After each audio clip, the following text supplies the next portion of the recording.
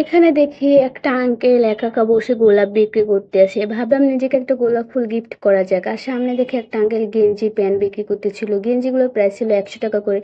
ভালোই ছিল গেঞ্জিগুলো। আর এখানে আমার থেকে একটা গোলাপ নিয়েছিল ১০ টাকা করে। আর এখানে মনে হচ্ছে এক তোড়া গোলাপ, এখানে মনে হচ্ছে ৩০-৩৫টা করে গোলাপ, আর এগুলো ৫০ টাকা করে।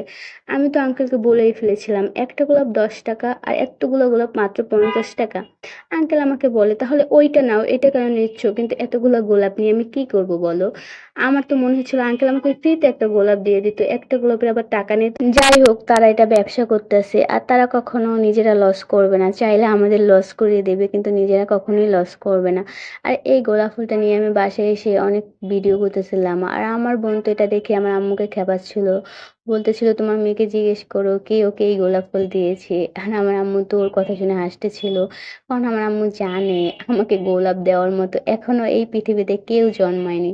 আমি সবসময় নিজেকে গোলাপ ফুল গিফট করে থাকি, কারণ কেউ তো আর দিবে না, নিজেকে নিজেই গিফট করে। আর সর্বপ্রথম নিজেকে ভালোবাসাই উচিত, তাই না? আর আমি আমার নিজেকে অনেক বেশি ভালোবাসি।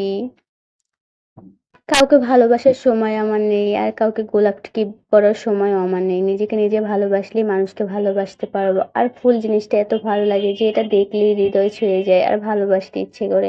আর গোলাপ ফুল মানেই তো একটা ভালোবাসার স্মৃতি, তাই না? আচ্ছা, আমার একটা প্রশ্ন।